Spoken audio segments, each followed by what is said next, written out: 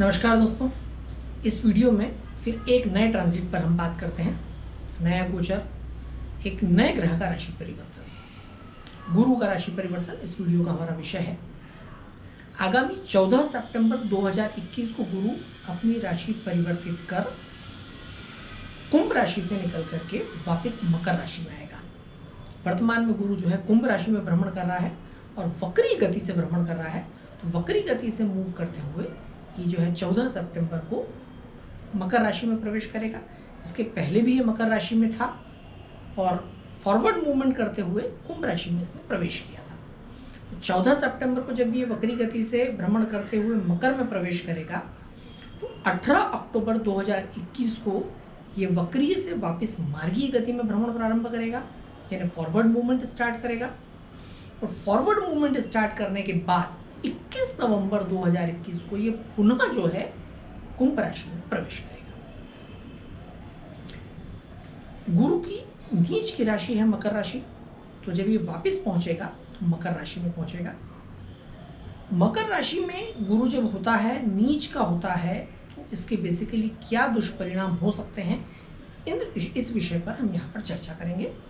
अलग अलग राशियों पर तो जो है इसके प्रभाव होंगे ही होंगे, परंतु वास्तविक रूप में जब गुरु नीच का हो जाता है, गुरु कमजोर हो जाता है, तो क्या परिस्थितियां निर्मित होती है, वो समझने और सोचने लायक विषय है। गुरु अर्थात आध्यात्म का ग्रह, गुरु अर्थात विवेक का ग्रह, गुरु अर्थात क्रोध का ग्रह, उन्नति देने वाला, तरक्की देने वाला ग्रह, बुद्धिमत्ता देने वाला ग्रह, कहीं न कहीं हम सबको एक सकारात्मक ऊर्जा प्रदान करता है जुपिटर गुरु।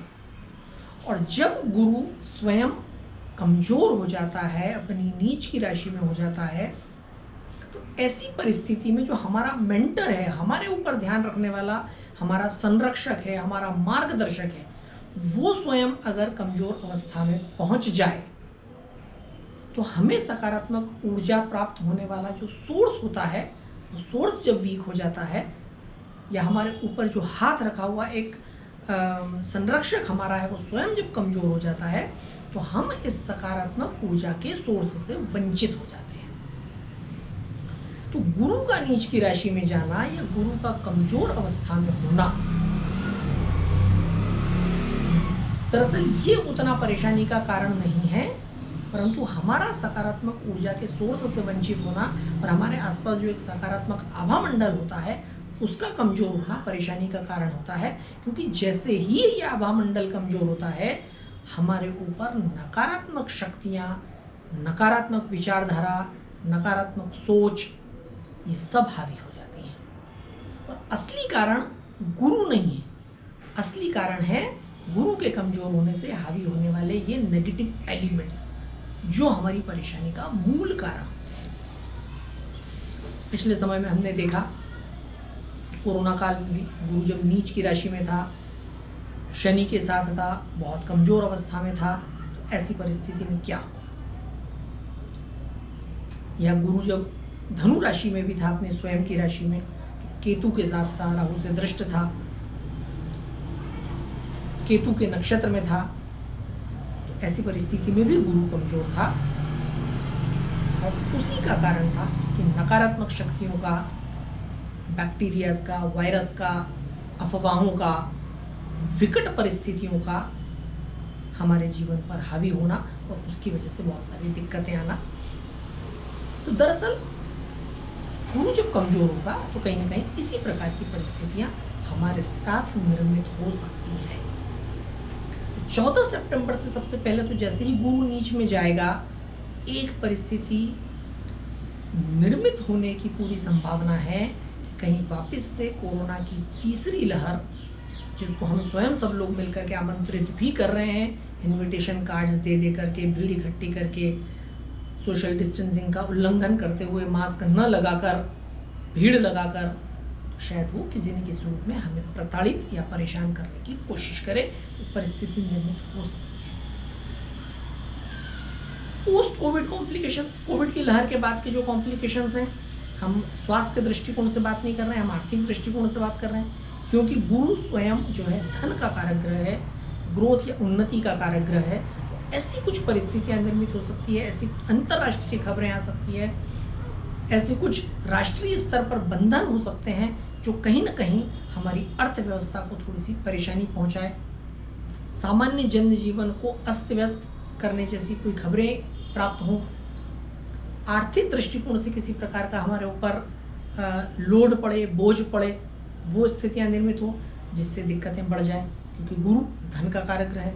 तो वैसे भी परेशानियां बहुत सारी आ रही है, आर्थिक परिस्थितियां बहुत ठीक नहीं है, बहुत सारे व्यापार व्यवसाय बंद हो रहे हैं, चौपट हो रहे हैं, बहुत सारे दूसरे व्यापार व्यवसाय पर डिपेंडेंट रहने वाले जो लोग हैं उनके रोजगार जा रहे हैं, तो उनकी इंडिविजुअल लेवल पर बहुत सारे लोगों की आर्थिक स्थिति खराब है। तो ये सारी जो परिस्थितियां हैं वो परिस्थितियां थोड़ी परेशान और कर सकती है, क्योंकि हम अभी अभी 2 लॉकडाउन झेल करके बाहर निकले हैं। सब लोग, किसी के साथ अपने व्यापार की परेशानी रही, किसी व्यक्ति के साथ अपनी स्वयं की कोरोना की वजह से फाइट करते हुए जो आर्थिक उस पर बोझ या भार पड़ा, वो परिस्थितियां रही। ऐसी बहुत सारी दिक्कतें हर खास और आम को फेस करनी पड़ी। वो परेशानियां भी थोड़ी सी परेशान करने लायक हो सकती है, वो स्थितियां भी गंभीर हो सकती है, तो उस बात को लेकर के भी ध्यान रखना है। इनमें कौन से लोग ज़्यादा परेशान होंगे? वो लोग ज़्यादा परेशान होंगे जो कहीं ना कहीं गुरु से जुड़े हुए हैं। गुरु से जुड़े से मतलब जो गुरु की राशियां यानी धनु राशि और मकर राशि के हैं, वो लोग जो गुरु की महादशा से गुजर रहे हैं, वो लोग जिनका जन्मांक किसी रूप में 3 आता है।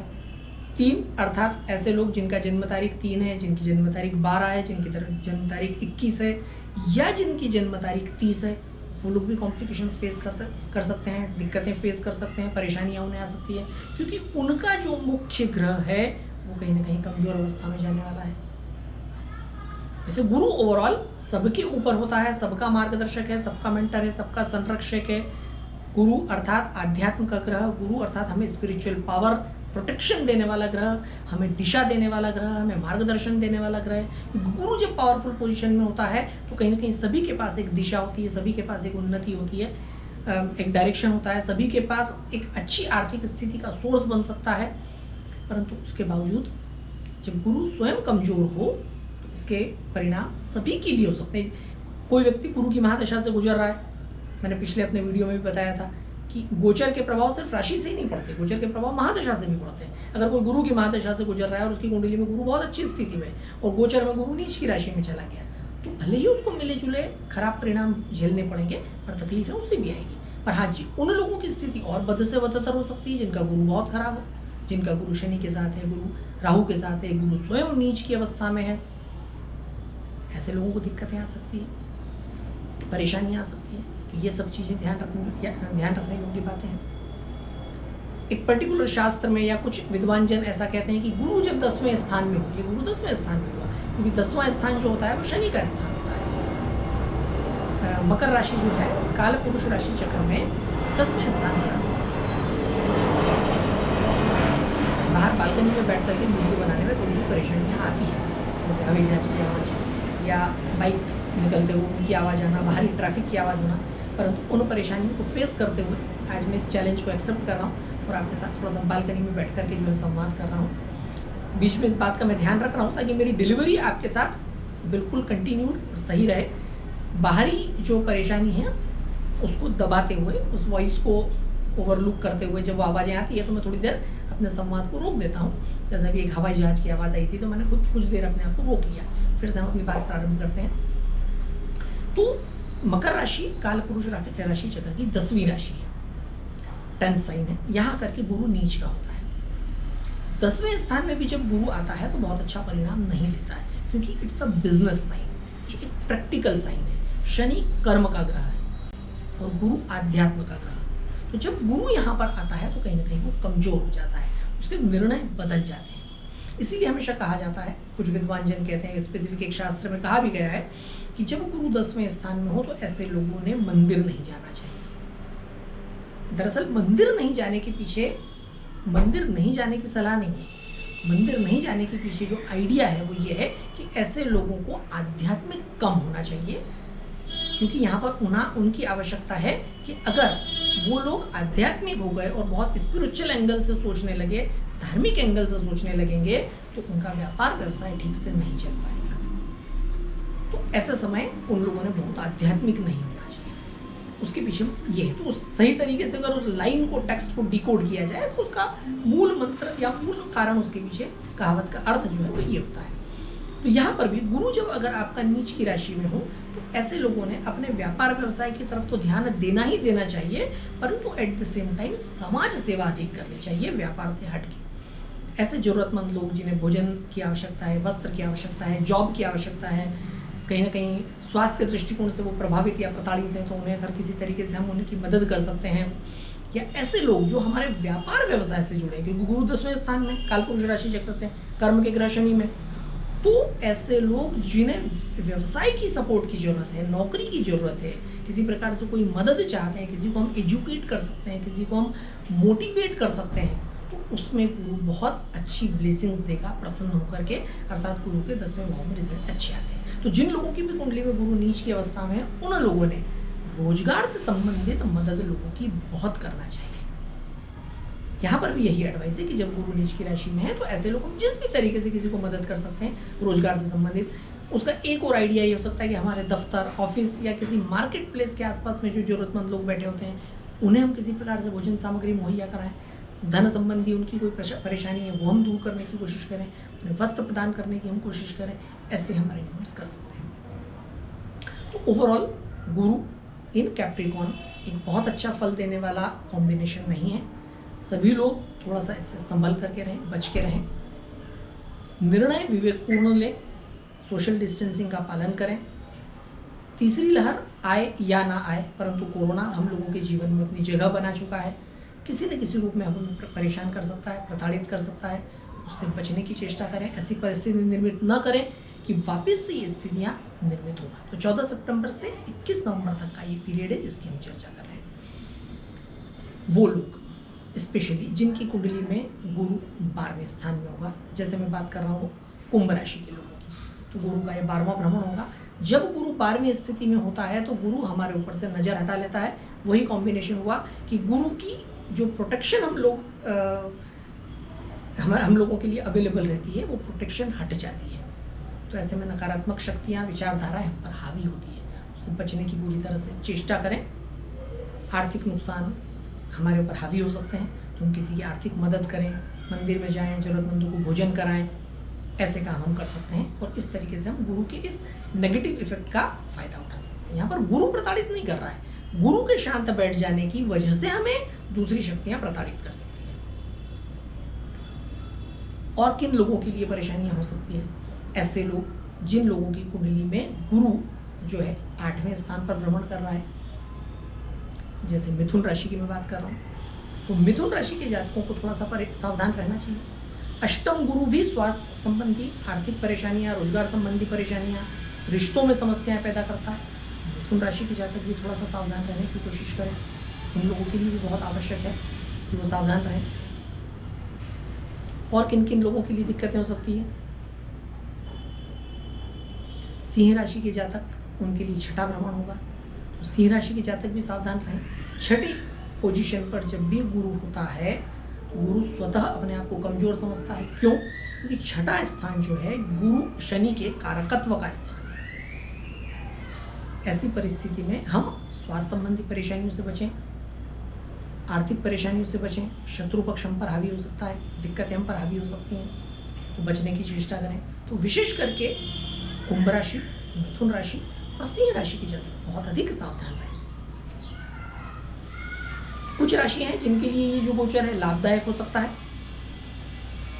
जैसे उदाहरण के लिए हम बात करें तो मीन राशि के जातकों के लिए, परंतु फिर भी मैं कहूँगा कि उसको लाभदायक न माने। क्यों नहीं माने? क्योंकि गुरु 11वें भाव में भ्रमण जरूर कर रहा है, परंतु गुरु नीच की अवस्था में है। तो जो परिस्थितियां आपके लिए पॉजिटिव हो सकती हैं वो परमानेंटली पॉजिटिव हो, इसकी संभावनाएं बहुत कम होंगी। ऐसे लोग जिनके लिए गुरु दूसरे स्थान में है, उसे बहुत अच्छा भ्रमण माना जाता है गुरु का, ये राशि परिवर्तन बहुत अच्छा होता है। जैसे धनु राशि के जातक हैं, उसको राशि या लग्न दोनों से समझे, तो धनु राशि के जो जातक हैं उन लोगों के लिए दूसरा भ्रमण होगा।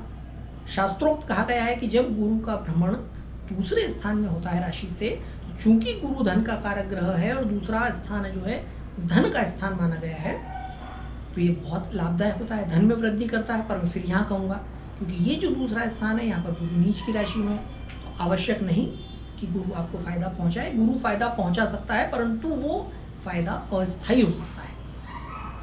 कोशिश करें कि निर्णय सोच समझ करके लें, धन से संबंधित निर्णय सोच समझ करके लें। किसी प्रकार के शॉर्ट टर्म गेन में पड़ने की कोशिश न करें, क्योंकि शॉर्ट टर्म गेन्स हो सकता है वो अचीव हो, आप उस धन की प्राप्ति कर लें, कहीं से लाभ जुगाड़ लें, पर वो स्थायी हो इस बात की संभावनाएं बहुत कम रहेंगी। तो इस प्रकार से थोड़ी सी सावधानी रखना आवश्यक है। कन्या राशि के जातक, कन्या राशि वालों के लिए 5वां भ्रमण होगा। 5वां भ्रमण भी बहुत अच्छा माना गया है, तो टेम्परेरीली बेनिफिट्स आ सकते हैं, परंतु जो भी आपके गेन्स हो बहुत कैलकुलेटेड होना चाहिए, सोच समझ करके लेना चाहिए। देखिए, गुरु नीच की राशि में है, तो मैं सबको हमेशा कहूँगा, बहुत सारे लोग इसके बारे में अलग अलग बातें करते हैं, बहुत जिन लोगों के लिए गोचर अच्छा होता है उनके लिए बहुत पॉजिटिव कमेंट्स देते हैं। मैं ये नहीं कह रहा हूँ कि नेगेटिव कमेंट्स नहीं होंगे, नेगेटिव रिजल्ट्स होंगे, ऐसा नहीं होगा, परंतु फिर भी आपको सावधानी बरतनी चाहिए, क्योंकि अंततः गुरु नीच की राशि में है। कुछ फायदा पहुंचा सकता है, परंतु वो फायदा क्षणिक हो सकता है। आपको पैसे मिल गए, कहीं से बड़ा लाभ मिल गया, परंतु हो सकता है कि अकाउंट सेटल होने के बाद कुछ दिनों बाद हमें पता चले कि वो लाभ जो हुआ वो वास्तविक लाभ नहीं था, वो गलती से हमारे अकाउंट में क्रेडिट हो गया था। हिसाब किताब करने के बाद तो सामने वाले को वापस चुकाना पड़ जाए। कई बार आपने सुना होगा, अखबारों में आता है कि गलती से बैंक ने पैसे क्रेडिट कर दिए किसी गलत अकाउंट में, या 1-2 दिन बाद जब पता चला तो या तो उस बंदे ने अगर निकाल लिए थे उस पर रिकवरी आ गई, या बैंक ने वापस उसमें से निकाल के दूसरे खाते में जोड़ दिए। तो ये आवक तो हुई, परंतु क्या वो आवक स्थायी हुई? नहीं। तो इस प्रकार की परिस्थितियां निर्मित हो सकती है। अंततः मैं ये कहूँगा कि गुरु ज्ञान का ग्रह है, स्पिरिचुअल प्रोटेक्शन का ग्रह है, मार्गदर्शक का ग्रह है, हमें विवेक देता है। यहाँ बहुत सावधानी रखने की आवश्यक है। सोच समझ करके आप काम करें, अपने विवेक के साथ निर्णय लें, ज्ञान के साथ निर्णय लें, लोगों से सलाह लेकर के निर्णय लें। किसी भी सूरत में आपको परेशानी नहीं होगी। ज्योतिष को वैज्ञानिक दृष्टिकोण से समझने की कोशिश करें। गुरु साथ ही साथ समाज सेवा और दान का ग्रह है। हाथ खुला रखें, लोगों की मदद करते रहें, सहायता करते रहें, लोगों के लिए उपलब्ध रहें। आप जितना लोगों के लिए उपलब्ध रहेंगे, हाथ खुला रखेंगे, मदद करेंगे, ज्ञान बांटते रहेंगे। कहते हैं ज्ञान बांटने से बढ़ता है, तो ज्ञान बांटते रहें। तो जितना आप ज्ञान को शेयर करते रहेंगे, डेफिनेटली आपके धन कोश में, ज्ञान कोश में, सब में वृद्धि होती रहेगी। अंततः गलत सोच से, विवेकहीनता से लिया गया निर्णय कहीं ना कहीं एंड रिजल्ट आपको नेगेटिव ही प्रदान करेगा।